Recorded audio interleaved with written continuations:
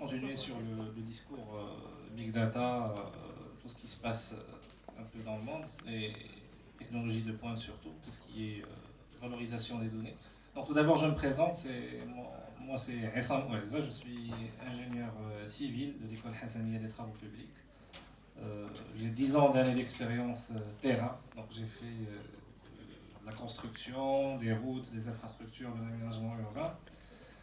Pendant 10 ans, au sein d'acteurs nationaux, internationaux aussi, dans des environnements hispanophones, anglo-saxons, francophones, etc. J'ai également un MBA de l'école des Ponts en management international, l'école de ENPC School of International Management. Et j'ai fini par me convertir au e-business. Donc, ce qui fait un peu particulier pour des gens qui sont dans le génie civil. Donc souvent, ils continuent à faire ce qu'ils ont toujours eu envie de faire.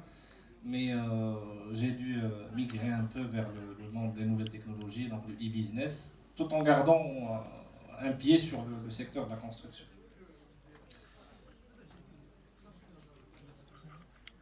Donc, à présent, je suis fondateur d'une start-up. Donc, pour ceux qui ne connaissent pas le terme start-up, il s'agit d'un état temporaire d'une entreprise. En fait, c'est un premier stade d'une entreprise qui est censée devenir une entreprise. Donc, c'est une forme dédiée à des petites structures qui ont un fort potentiel de croissance. Donc, d'où le nom start-up, ou jeune pousse, qui est le terme francophone exact. Donc, ça s'appelle Electronic Service Providers. Donc, l'objectif est de développer, incuber et réaliser des services à forte valeur ajoutée, moyennant les nouvelles technologies et au service principalement des professionnels de l'acte de construire, donc de la construction et de l'immobilier. Et donc, nous avons pu élaborer une première internationale. Donc, nous sommes les fondateurs du premier salon virtuel interactif de l'industrie du BTP à l'échelle internationale. Il s'agit d'un événement 100% digital, donc il n'y a aucune logistique physique. Donc, c'est un événement où il y a des exposants, des visiteurs, des conférenciers, et tout le monde est chez soi. Soit à son bureau, soit peu importe le lieu. Donc, on n'a pas besoin de consolider tout le monde, d'avoir tout le monde au même lieu. Donc, toute la logistique est dématérialisée, accessible depuis tout terminal. Et on a eu une première édition, donc ça a pu rassembler 50 exposants et 10 000 visiteurs qualifiés. Et nous sommes en train de lancer la deuxième édition pour 200 exposants et 20 000 visiteurs qualifiés. Et d'autres salons aussi qui vont venir. Donc, l'objectif de mon intervention va surtout se concentrer sur l'aspect entrepreneuriat innovant. Et qu'est-ce que c'est que l'innovation et que les différentes options ou opportunités qui existent, parce qu'aujourd'hui, nous sommes tous quasiment génération Z, donc Google Profile ou bien génération Z. Et chacun de nous, il n'y a plus d'âge pour faire des affaires. Il n'y a plus de barrières pour pouvoir aspirer à des entreprises qui sont très performantes. On peut avoir notre retraite à 35 ans, à 36 ans ou même à 28 ans. Tout dépend de ce qu'on est capable de délivrer. Et donc, je voulais juste vous faire... L'objectif, c'est de vous faire sentir ce que c'est que déjà que l'innovation, parce que l'innovation, c'est pas forcément de la création, c'est pas de l'invention. Il y a plusieurs types d'innovation. Vous avez une innovation purement technologique où on peut inventer un langage de programmation, par exemple, ou un panneau solaire, etc. Vous pouvez avoir une innovation commerciale. L'innovation commerciale, c'est une façon différente de commercialiser un service. Peut-être que c'est une façon qui marche dans une industrie, et si vous appliquez ça à une autre industrie, ça va faire différence, il y aura un résultat. Il y a aussi l'innovation organisationnelle. Et deux familles également, vous aurez l'innovation incrémentale et vous aurez l'innovation, ce qu'on appelle de rupture, disruptive innovation. Donc, Je suis aussi acteur dans tous les écosystèmes de start-up, donc je suis un mordu de tout ce qui est innovation, start-up, événements start-up. Je suis finaliste de Seedstars Africa, finaliste de IBM Smart Camp. J'étais aussi finaliste du prix d'innovation africaine Marketplace qui s'est déroulé au niveau de Srerat, lors du prix d'innovation africain qui a été accueilli par le Maroc.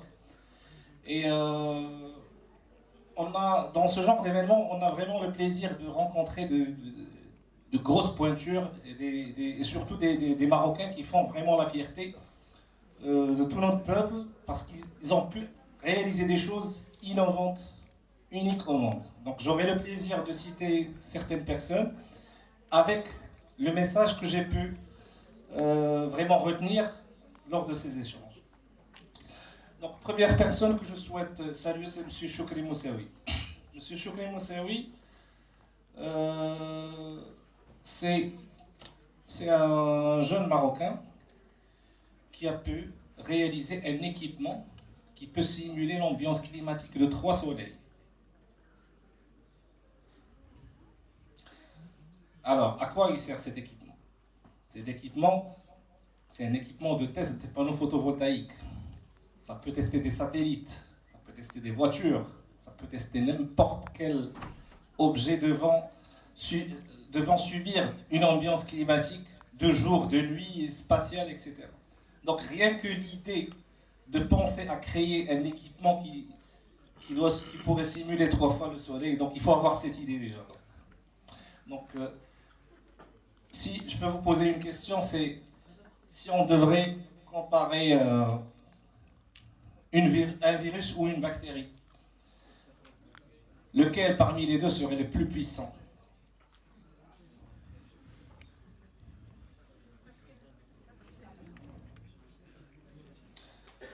Autrement, y a-t-il quelque chose qui est encore plus puissante qu'un virus ou une bactérie? Quelque chose d'incurable. C'est une idée. C'est quand on a une idée. Ça nous hante, ça nous prend la tête. Il n'y a pas de traitement, il n'y a pas de médication. Donc, M. Choukri Moussaoui, il a eu l'idée de vraiment créer quelque chose qui pourrait tester cet équipement parce que c'est un mordu des énergies renouvelables. C'est un mordu d'énergie solaire. Et d'ailleurs, il a été sacré par le magazine photovoltaïque PV Magazine en tant que première innovation mondiale dans le domaine des énergies du photovoltaïque. Et c'est un Marocain. Donc, tout commence par une idée. Et pour ceux qui ont regardé le film de Leonardo DiCaprio, Inception, c'était un dicton où on dit qu'une idée c'est plus puissant qu'un virus ou qu'une bactérie. Donc tout commence par une idée. Et une idée, on n'a pas vraiment besoin de créer cette idée. Les idées, elles existent. Vous pouvez partir sur n'importe quelle plateforme de crowdfunding, Kickstarter, Indiegogo, etc. Bon, il y a des idées qui existent. Ça marche aux États-Unis, ça peut marcher au Maroc aussi. Donc après, le challenge, c'est de pouvoir la réaliser localement. Donc les idées existent. On n'a pas besoin de réinventer des choses. On peut même trouver des brevets qui existent à l'international, mais qui ne sont pas protégés localement. Et faire ce qu'on appelle reverse engineering, donc